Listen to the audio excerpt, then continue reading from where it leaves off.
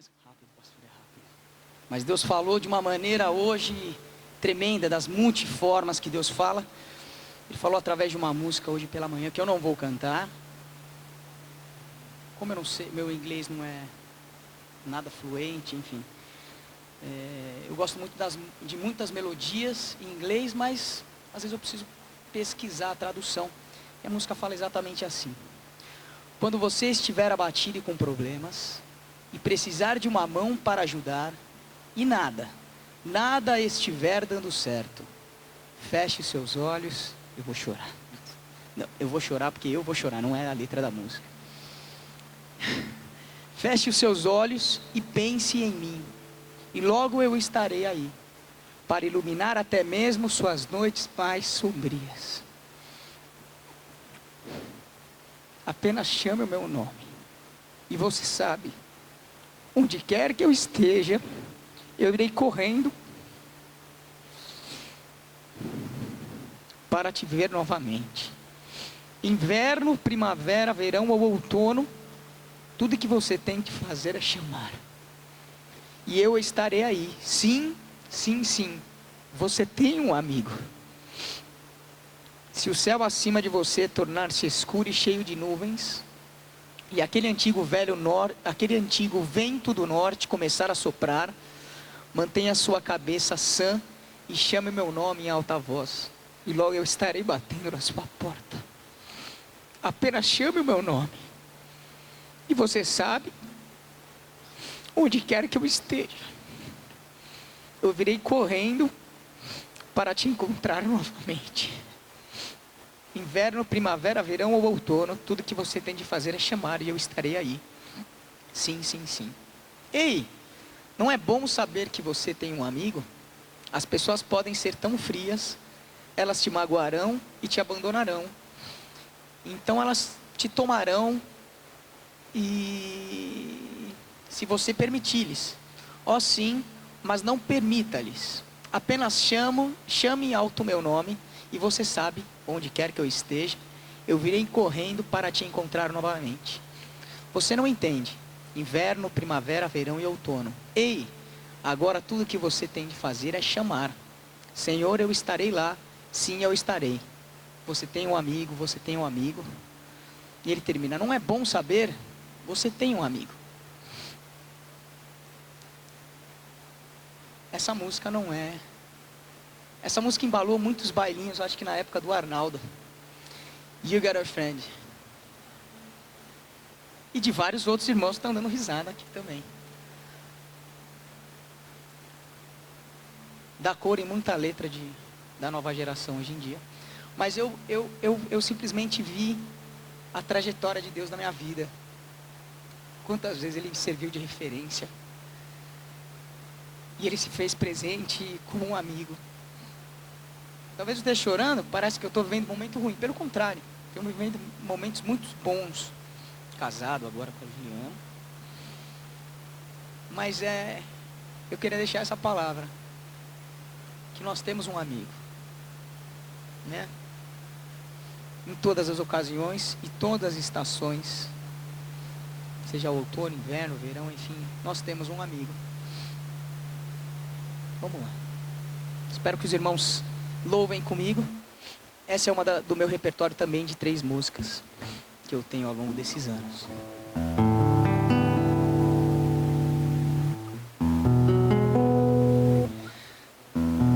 Firme, ó Deus, está meu coração, firme nas promessas do Senhor. Eu continuo olhando para ti, e assim eu sei que posso prosseguir. E mesmo quando eu chorar, as minhas lágrimas serão para regar a minha fé e consolar meu coração. Pois ao que chora aos pés da cruz, clamando em nome de Jesus, alcançará de ti, Senhor, misericórdia. Meu Jesus maravilhoso, prosseguir. E mesmo quando tudo não vai bem, eu continuo para ti, igreja, pois sei que tu tens o melhor pra mim. Há um segredo no teu coração, ó, dá-me forças pra continuar, guardando a promessa em oração.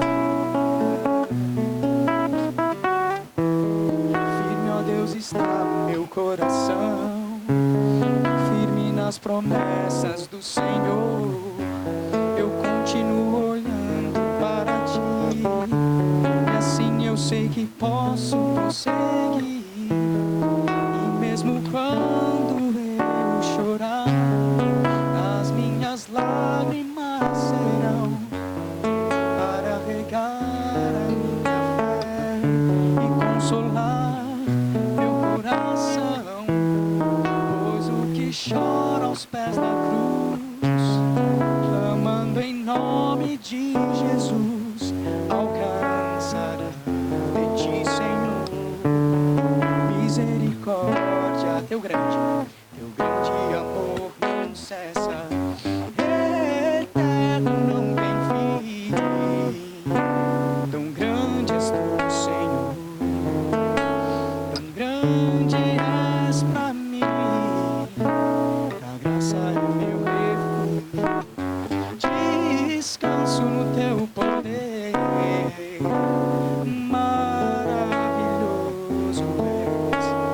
Maravilhoso és pra mim. Firme, ó Deus, está no meu coração, firme nas promessas do Senhor. Eu continuo olhando para ti, e assim eu sei que posso prosseguir.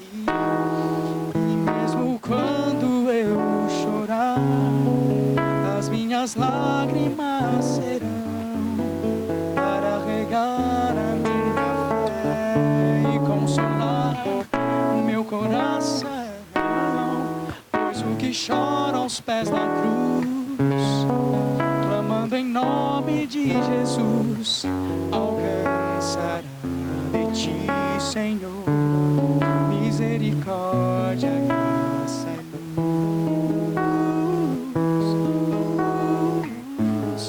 Misericórdia, graça e luz.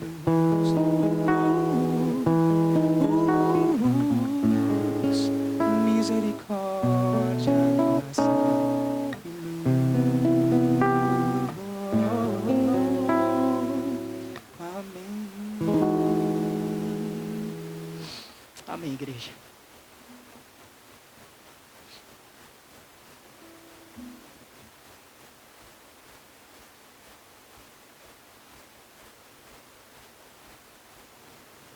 Muito bom poder perceber a graça de Deus na história de muitos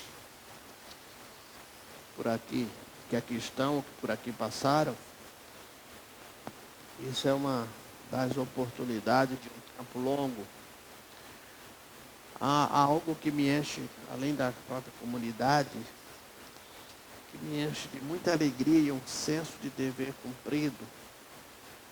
É quando a gente olha o trabalho que é feito aqui ao lado, o trabalho de CCA, ao longo desses 20 anos.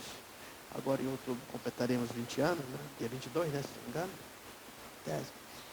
E já foram mais de 900 matrículas aí. E perdemos só 3 crianças. Eu digo perdemos porque de alguma forma morreram. E eu sou grato a Deus porque eu vejo nisso a manifestação da graça de Deus, e a graça de Deus tem sido para a minha vida o maior presente que eu tenho recebido nesses últimos 6, 7 anos, né? Porque eu tenho procurado conhecer mais a respeito da graça de Deus, porque além de salvífica, ela cura. Grato pelo que Deus nos tem dado através da sua graça. Meus irmãos, quando da tentativa de meditação domingo à noite do pastor Valdir, que missionário fala, né? É oportunidade, né? Eu disse aí, você não vai vender carne na igreja. Você vai pregar. Mas ele usou um texto que me fez pensar em partilhar algo com os irmãos. Uma das sugestões do pastor Manfred, e eu fiz isso no início do ministério, até porque a nossa homilética ela trabalhava nesse aspecto, de você fazer a base para sermões de 1 ano, 2 anos, e às vezes se torna complicado diante do próprio desenvolvimento da igreja, dos acontecimentos da igreja. Mas eu tenho percebido que Jesus tem se tornado uma pessoa desconhecida para nós, para muitos de nós. Não estou falando do Jesus Salvador.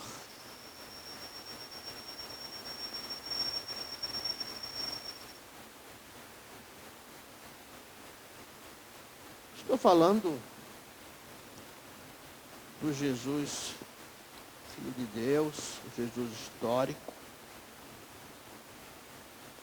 e daquilo que ele sentia e que expressava.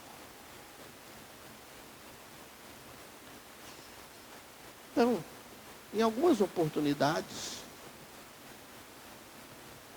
nós trataremos da temática conhecendo Jesus através de seus sentimentos. Nós temos feito um evangelho muito à moda. Eu me espanto com isso. Eu vejo pessoas defendendo posições que são antagônicas ao sentimento de Cristo, ao que Jesus veio fazer, sobre a alegação de que Deus me compreende.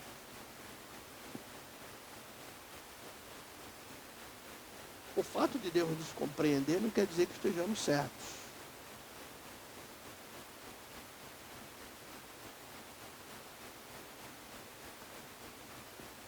Quero ler o texto que o pastor Valdir partilhou conosco domingo à noite. Abramos nossas Bíblias na carta de Paulo aos Filipenses.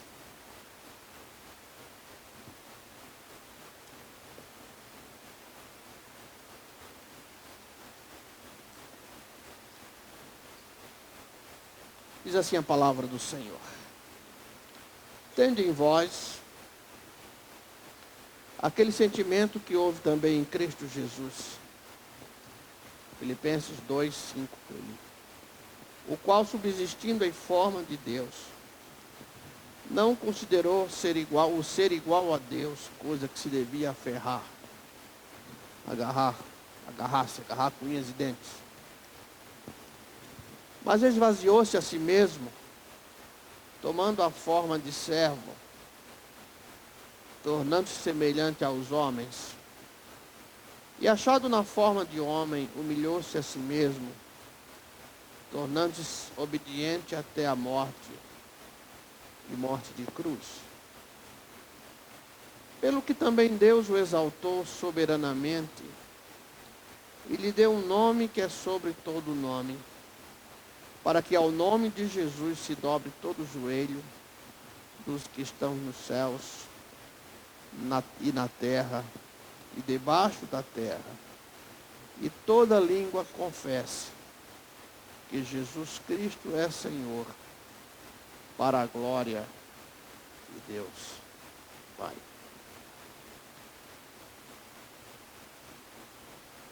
A maneira como expressamos sentimentos, que é o ato ou efeito de sentir, ou se sentir, ou sentir-se, que é uma atitude mental ou moral caracterizada pelo afetivo, também tem a ver com afeição, também tem a ver com amor. Revelam aspectos importantes do que na realidade essas pessoas são. A maneira como expressamos sentimentos, quase sempre, para não usar necessariamente, até porque às vezes somos mal compreendidos, expressam aquilo que sentimos e aquilo que cremos. Essa semana foi noticiado, e eu peguei um comentário da UOL, as duas partes. O candidato à prefeitura de Curitiba, Rafael Greca, do PMN, diz o UOL, deu uma declaração preconceituosa na noite desta quinta-feira, 22, durante a sabatina da Pontifícia Universidade Católica do Paraná, PUC Paraná, e do jornal Bem Paraná. Questionado sobre quais seriam as suas propostas para a população em situação de rua, ele disparou: eu nunca cuidei dos pobres. Eu não sou São Francisco de Assis. Até porque a primeira vez que tentei carregar um pobre e por dentro do meu carro, eu vomitei por causa do cheiro. Procurado nesta sexta-feira 23 pelo Terra, a assessoria de imprensa de Greca enviou uma nota na qual ele pede perdão pelas palavras, dizendo: não tive a capacidade de explicar a dificuldade que vivi ao tentar realizar o trabalho de resgate social na minha juventude. Mais uma vez, descontextualizam o que falo para tentar enganar as pessoas. Ontem, durante a sabatina da PUC, ao exaltar o difícil trabalho dos educadores sociais e das irmãs de caridade, comentei o quão difícil é essa missão. Com sinceridade, disse que não tenho capacidade desses profissionais para o resgate, mas que, acima de tudo, admiro, respeito, faço e farei o possível e o impossível para mudar o quadro de abandono nas ruas. Peço que me perdoem pela falta de clareza do discurso e não me interpretem mal. Eu não sei se Rafael é cristão, penso que não. E o problema maior não está na questão daquilo que um mau cheiro pode ocasionar. Eu me lembro quando comecei meu estágio de enfermagem e instrumentação cirúrgica, eu passei 2 momentos difíceis. Eu tinha problemas sérios com cheiro de éter. E meu primeiro, 2 momentos muito difíceis. Primeiro, depois de uma aula de anatomia, lá na Universidade de Medicina, aqueles tanques de formol, aquelas peças meio escuras. Cheguei em casa para almoçar, minha mãe tinha feito fígado, que gosto muito. Evito pelo colesterol. E a outra foi que o meu primeiro estágio foi num setor, lá no Hospital Real Português, foi num setor havia uma ala só para tratamento de escaras. Escaras são feridas que criam com o tempo. Geralmente leva 2 horas, né? O pessoal aí de enfermagem leva 2 horas e pouquinho para formar quando não está sendo cuidado. E eu tive que lutar muito para que o meu estômago acostumasse com aquilo. Me lembro de um colega que desmaiava na sala de cirurgia. Como é que você vai ser instrumentador? Né? Então o problema não está nisso, mas está considerando se Rafael fosse um cristão, na questão quando ele diz: eu não sou Francisco de Assis.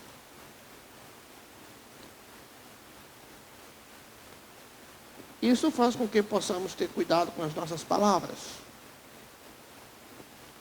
Mas palavras revelam sentimentos. Palavras revelam a maneira de como sentimos afetivamente as coisas. E quando o apóstolo Paulo vem e diz: tende em vós aquele sentimento que houve também em Cristo Jesus. E ele vai falar desse sentimento. O texto de Filipenses, irmãos, particularmente considero um dos mais belos da Escritura e revela o Cristo marcado pela renúncia e pela humildade. O professor Bobson, que tinha que ser só a cabeça do professor Bobson poderia trazer um sermão sobre esse tema. Ele fez um sermão acho que em 12 de abril de 2000, por ocasião dos 500 anos do Brasil. Ele fez um sermão sobre a imagem do cruzeiro resplandece, a relação entre Filipenses 2:5 e 11 e o hino nacional brasileiro. E ele fala daquilo que significava o texto de Paulo. Não vou entrar na questão do hino, é esse o propósito.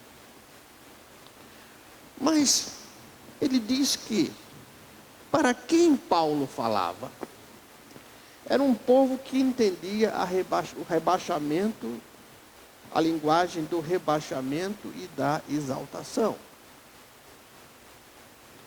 Era um povo que vivia sob opressão política. O grande diferencial nesse ambiente religioso, que não comportava a linguagem de um Deus humilde, era que este Deus descia de um trono celestial, passava pela terra e voltava para os céus. E a divindade, naquele contexto, não se misturava com a humanidade, não se comprometia com a história de mulheres e dos homens. E Jesus se compromete com a história de mulheres e dos homens. Jesus se compromete com a história da sociedade. Jesus se compromete com a história das famílias. E quando a cruz é fincada, essa cruz é fincada na história, e isto muda tudo. Por isso que ele fala a respeito de que este hino, aqui que Paulo fala, o pastor Shed, em seu comentário vai dizer que isso é um hino cristão escrito na língua aramaica, né? Original aramaico, e que no centro de toda essa história, exatamente no centro, está a cruz. Porque Paulo diz: e tomando a forma de servo, tornando-se semelhante aos homens, e achado na forma do homem, humilhou-se a si mesmo, tornando-se obediente até a morte, e morte de cruz. A cruz é o centro dessa história. E este hino, diz o pastor Bobson, fala de uma pessoa histórica, Jesus de Nazaré, crucificado sobre Pôncio Pilato, relata um evento primevo, que sempre se repete em cada pessoa, procurando interpretar a estrutura e a natureza do ser, e alterando essa própria natureza do ser, através da mensagem da cruz. Então, o centro deste cântico, deste hino de adoração, deste hino de exaltação, é exatamente a questão da cruz de Cristo. Iniciaremos essa questão. Quando Paulo diz: tende em vós o mesmo sentimento, ele diz: tende em vós aquele sentimento que houve em Cristo Jesus. Ele está dizendo sentir, pensar, ter opinião de si mesmo, pensar a respeito de si mesmo, ser modesto, não permitir que a opinião que se tem de si mesmo, apesar de correta, exceda os limites da modéstia. Pensar ou refletir sobre a própria opinião, ser do mesmo pensamento, concordar, compartilhar dos mesmos pontos de vista, ser harmonioso, dirigir a sua mente para algo, procurar esforçar-se para dirigir a mente para algo, cuidar dos próprios interesses ou vantagens, mas esse cuidar é cuidar a partir do sentimento de humildade. Ser, no caso do partido de alguém, apoiá-lo, isto é, ser do partido de Cristo. Quando o apóstolo diz, e ele vai dizer isso, no tempo, numa voz presente, no tempo presente, voz ativa, que é aquele voz passiva, sou eu que recebo a ação de Cristo na minha vida, mas isso vem de um tom imperativo, isto é, de uma voz de comando, quando está dizendo, tende em vós aquele sentimento que houve também em Cristo Jesus. Isso quer dizer que os meus sentimentos vão conflituar em relação ao sentimento de Cristo. Porque o meu sentimento, os nossos sentimentos, o meu sentimento, especialmente no tempo que vivemos, a ideia de cruz não é partilhada por nós.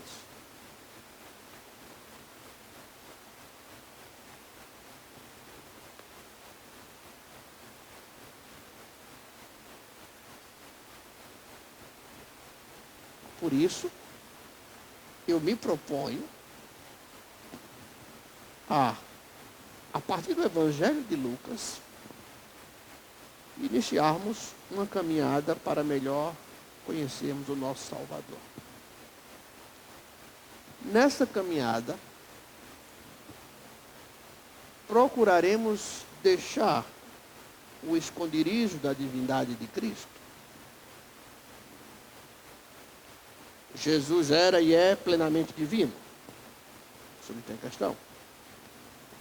Mas eu gostaria a ideia é virmos as claras da sua humanidade. Quanto mais eu percebo a humanidade de Cristo, porque às vezes a ideia é que, até pelo medo de pensar em Jesus como homem, né? Como aquele irmão que me perguntou, Jesus fazia xixi? Claro que sim. Você acha? Fazia? Fazia. Ele era humano.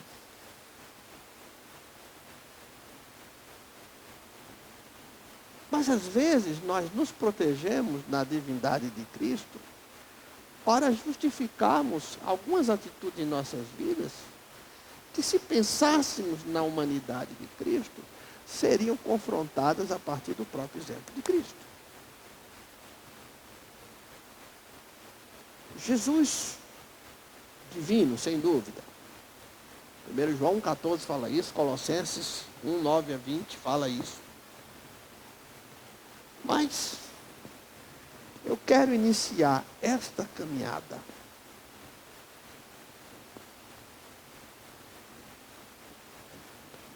através de uma experiência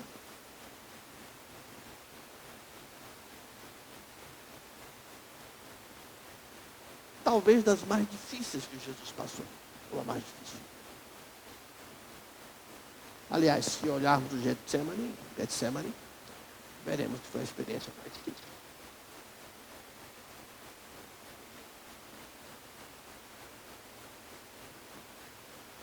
E só conseguiremos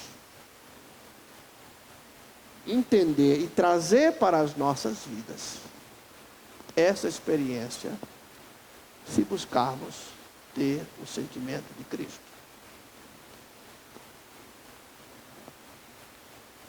O mundo nos via como cristinhos. Não sei se o mundo nos vê como cristãos.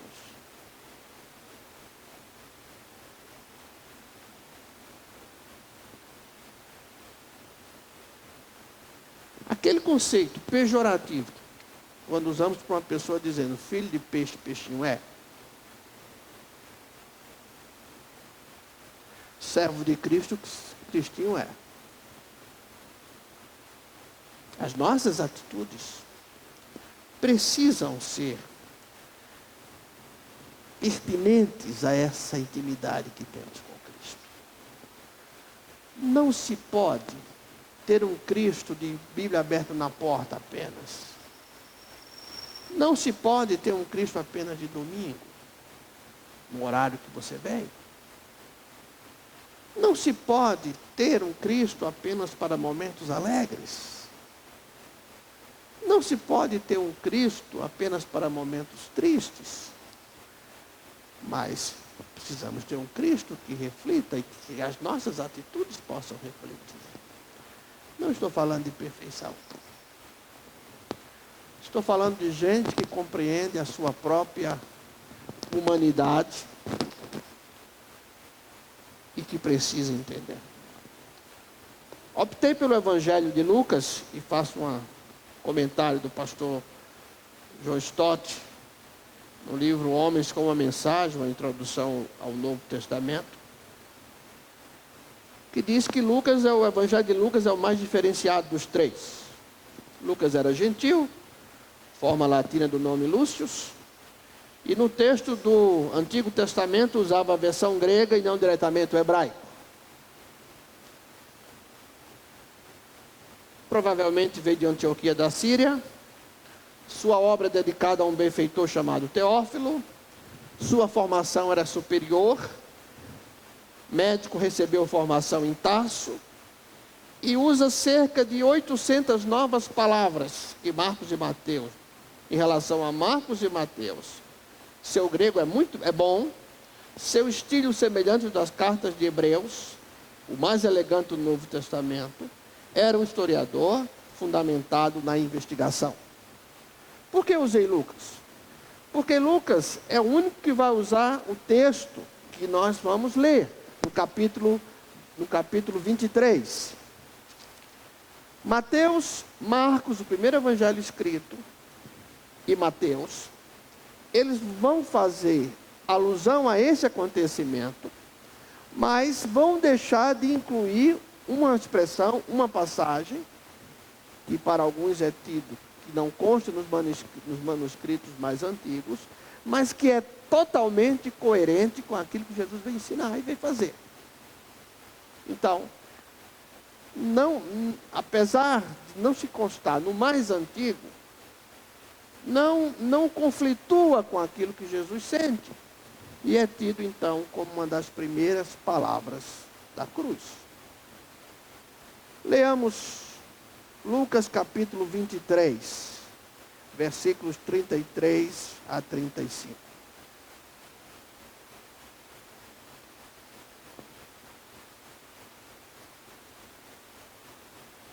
O versículo 34 não constará dos textos de Mateus, de Marcos, de Mateus. Mas lembremos-nos que Lucas pega o material de Marcos. Isso não é um diário de bordo, viu, gente? O Evangelho foi escrito posteriormente e com os testemunhos e as referências. Ele pega os documentos de Marcos, os documentos de Mateus, um chamado documento C, que é resultado da sua investigação. Ele é um investigador, os verbos usados revelam isso, e de forma coerente, não incoerente, ele vai usar uma expressão. Eu me lembro que eu estava recém-chegado aqui a São Paulo, e eu fiquei um tempo na casa da irmã Elza Fischenbruder, ali na rua Major Diogo, e ela me contou uma experiência. Olha, pastor, me contou uma narrativa, e eu disse, mas eu sei quem falou, eu estava com muito pouco tempo aqui. Eu cheguei aqui 22 de outubro, Fátima chegou 13 de novembro, então nesse período 22 de outubro a 13 de novembro, eu comecei a conhecer as pessoas. E quando ela me citou, eu disse, mas eu sei quem falou isso. A expressão eu conheço. Então quem convive conhece a expressão. Olha, Vilma falou tal coisa, Eliel falou tal coisa. Alguém disse, isso aqui não é de Eliel, isso aqui não é de Vilma. Não é expressão. Então, o resultado da pesquisa de Lucas, é uma pesquisa séria, ele não contradiz o texto. Porque o Jesus Cristo diz que veio buscar e salvar. Que Jesus não veio para condenar o mundo. porque o mundo já está condenado. Mas ele veio para salvar. Então, perdoar é algo profundamente coerente com a figura de Jesus, com o pensamento de Jesus Cristo. Então, eu quero começar o sentimento, pensar nos sentimentos de Jesus a partir desse texto que diz: quando chegaram a um lugar chamado Calvário, Caveira, ali o crucificaram, a ele e também aos malfeitores, um à direita e outro à esquerda. E o povo estava ali a olhar, versículo 35, e as próprias autoridades zombavam dele, dizendo aos outros: salve-se a si mesmo, e se és Cristo escolhido de Deus. E assim vai a questão da divisão dos pertences, mas no versículo 34, e a segunda parte é coerente com Mateus, Marcos e Mateus. Jesus, porém, dizia: Pai, perdoa-lhes, porque não sabem o que fazem. Pai, perdoa-lhes, porque não sabem o que fazem.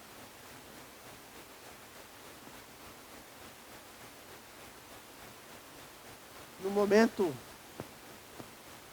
mais crucial, e um comentarista diz que ele orava assim em relação tanto a judeus como a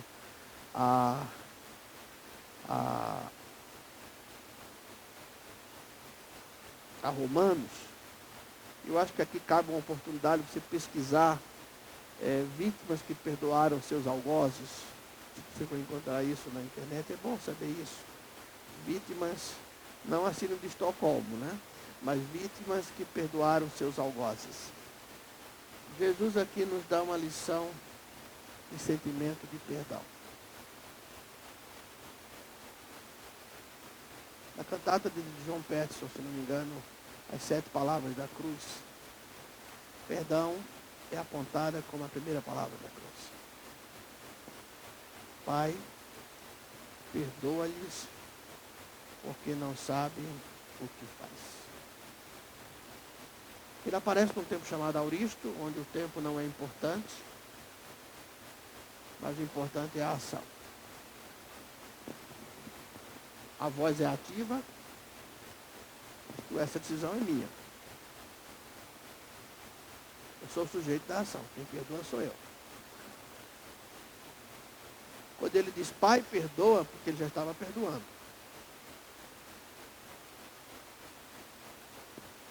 Porque seria incoerente que Jesus dissesse: Pai, perdoa, porque eu não perdoo. Escrevi um artigo, não está publicado ainda, está para sair, titulado A Divinização e a Humanização do Perdão na Sociedade Pós-Moderna. Baseado no conceito de um ensaísta inglês: perdoar é divino, errar é humano. E eu mostro no artigo que perdoar é humano. Que a Bíblia se orienta. Mas quando Jesus diz perdoa-lhes, ele usa... É interessante porque ele usa imperativo. Parece que ele está dando uma ordem a Deus. Mas na realidade, ele não está sendo autoritário com o Pai. Ele está dizendo como se fosse uma voz de comando. É claro que ele está nos dando um exemplo. Perdoar é uma escolha pessoal, mas não é optativo. É estranho. Perdoar ou não perdoar é uma escolha pessoal, mas não optativa diante da palavra de Deus. Goste de você, não goste de você. Você pode determinar tudo que você queira dizer em termos de prejuízo causado. E você pode não conceder perdão, sabendo que isto fere aquilo que é Cristo, que é o Messias. E a Bíblia fala dessas coisas. Quando Jesus diz, perdoai, ele está, em outras palavras, mandando embora, partir. Ele usa, é um verbo usado na época, quando o marido que se divorcia da sua esposa, mandava embora. Jogava fora. Por isso que Jesus fala sobre divórcio. Porque naquele contexto, o marido jogava fora. O princípio aqui é jogar fora. É abandonar, deixar ir, não interferir. Não deixar de lado uma dívida. É remir, é desistir, é não guardar mais, é não permitir, é deixar ir, é não interferir, é no sentido de deixar ir para outro lugar, é abandonar esse próprio anseio, essas reivindicações, é deixar algo para trás, é deixar alguém que, ao não tomá-lo sobre companheiro, é como se eu dissesse, olha, esta mágoa que eu sinto de você. O problema é que nós confundimos isso nas relações pessoais. Tá? Uma coisa é o prazer de tomar um cafezinho, outra coisa é guardar a mágoa. Porque muito mais de tomar um cafezinho é socorrer quem quer que seja na hora da necessidade. E quanto mais você resiste a isso, sendo filho, mais a disciplina de Deus vai vir para ajustar você e a mim. E não pense que eu concluí esse capítulo na minha vida, não, que às vezes eu me pego com 58 anos tendo que aprender o beabá da Bíblia. Mas o que Jesus está dizendo, e se Ele está dizendo, tendo em vós o mesmo sentimento, Ele está dizendo que isso não vale a pena. Porque na realidade, eles não sabem, do ponto de vista da sua essência, o que estão fazendo. Tanto judeus como romanos, não tinham a noção do que estavam fazendo. Os romanos, para um acordo político, era a religião como espetáculo da sociedade.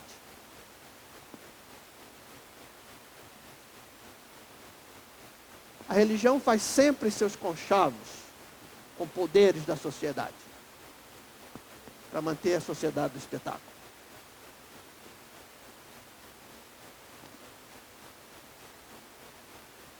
Esses dias eu pedi um vídeo do lado Pregadores da Era Eletrônica, ou Pregadores Eletrônicos, do Fantástico de 1978. E fala desses conchavos. Todas as vezes que a religião se aproxima de um poder temporal, esquece a sua função profética, ela faz conchavos. Pilatos sabia que Jesus não tinha crime.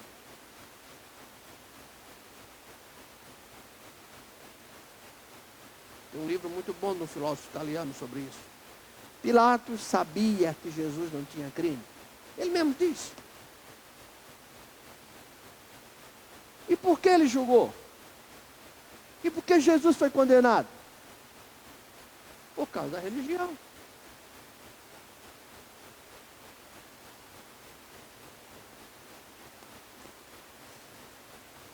E lê a história para ver isso. Mas Jesus não deixou corromper-se por isso. Jesus entendia que a sua missão não é condenar. Não fomos salvos para guardarmos balaio de falta de perdão, meu irmão. Pensa nisso. Independente do pastor dizer, vai para a Bíblia. Tenta descobrir quem é Jesus. Vê o que você tem lucrado com isso.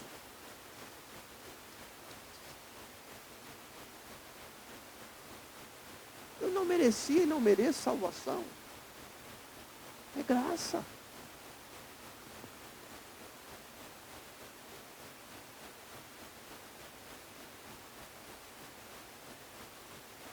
O verbo que que aqui aparece no texto, aí dá a ideia de saber a respeito de tudo. E adquirir conhecimento. A força e o significado de algo que tem sentido definido. Ou vocês acham que o povo sabia o que estava fazendo quando dizia Barrabás, Barrabás, Barrabás?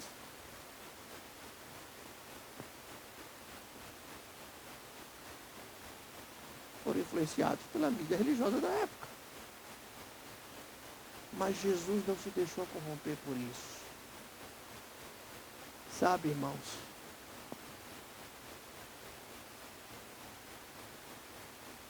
A gente cita Paulo em Gálatas, capítulo 2, versículo 20, crucificado com Cristo. Mas se dói quando a gente mete o martelo no dedo. Imagina os cravos na mão.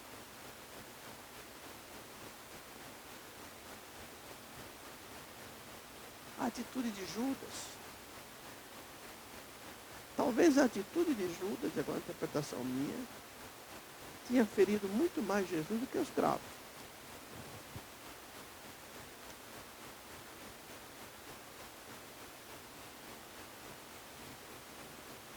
E eu gostaria que nós pudéssemos pensar sobre isso.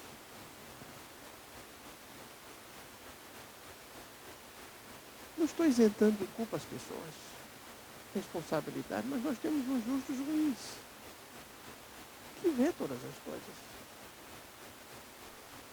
Num dia que eu deixar de crer na justiça de Deus, eu digo, Deus me leva, estou cansado disso aqui.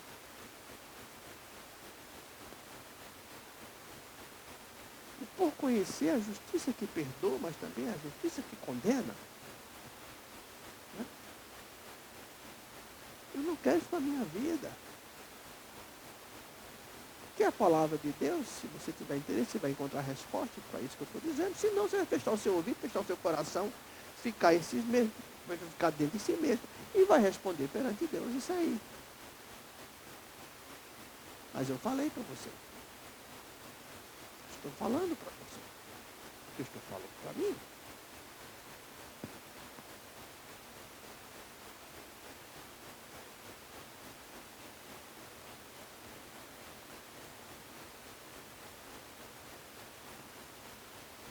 Porque nós sofremos tristezas. Nós sofremos injustiças. Houve um tempo, e lá, sei lá na cidade de Dores tem um restaurante que vende traíra. Muito boa. Eu só conhecia aquele tipo de traíra. Mas nós conhecemos traíras pela vida. Nós conhecemos pessoas que nos crucificam. Com calúnias, difamações, tristezas, mágoas. Nós somos, de certa forma, descartáveis. Nós somos, de certa forma, somos usados. Mas Deus está vendo, gente. Era o Cristo, o meu Cristo, nosso Cristo que estava na cruz dizendo, Pai, falando, esse imperativo merece até mais estudo ainda sobre isso. Pai, perdoa-lhes.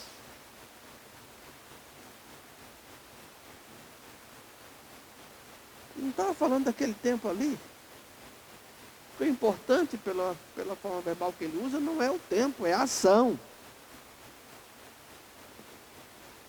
Perdoa-lhes. Hoje, agora, sempre, eternamente. Perdoa-lhes.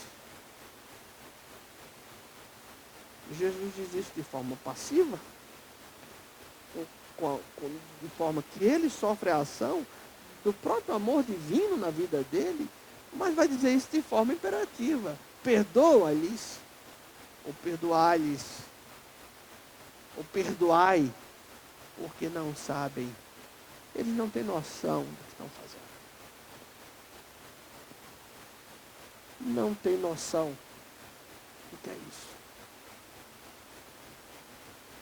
Não tem noção dos atos.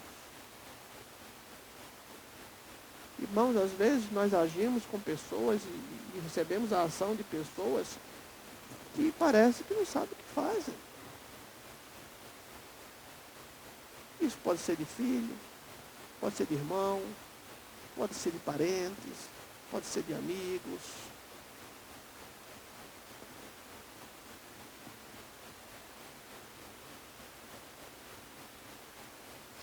Família é sangue.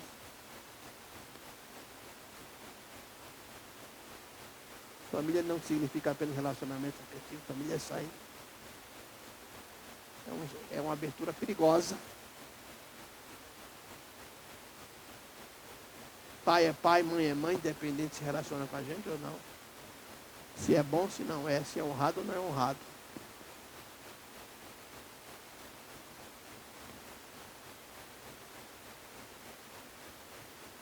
A Bíblia não diz isso. Família de sangue é família de sangue.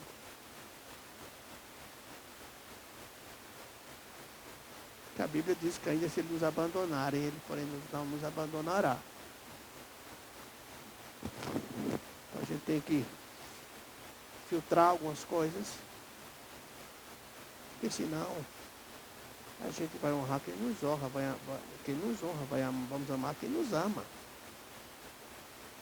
Vamos amar a cunhada que nos trata bem, aquela, vamos repetir as palavras da Vanderlei, que tudo mais vai para o inferno. Não é assim que a Bíblia ensina.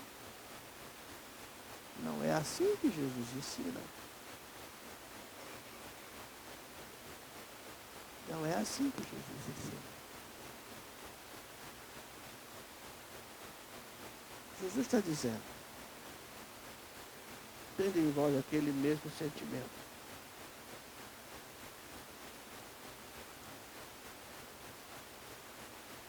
Que não viemos ao mundo, que não estamos no mundo, apenas para sermos honrados.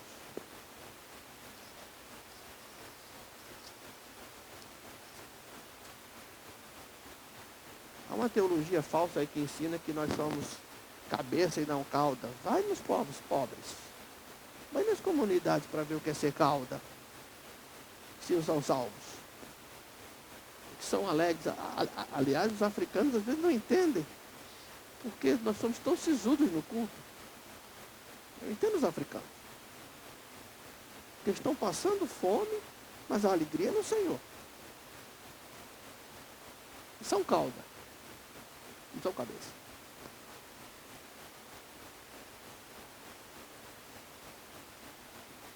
Essa história de dizer que a África é o que é por causa da religião é não querer ver o óbvio.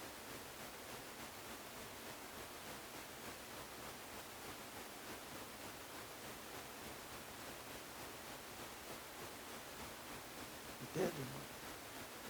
Eu não sei se na sua vida, e resolva isso com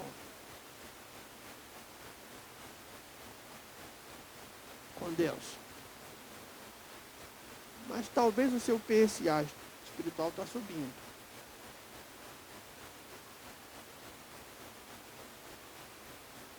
Talvez alguns problemas que você tenha a ver com falta de perdão. Não vale a pena. Sou eu que vou julgá-lo. Eu vou orar por você. Vou orar por você. Porque isso tem se tornado, neste mundo individualista,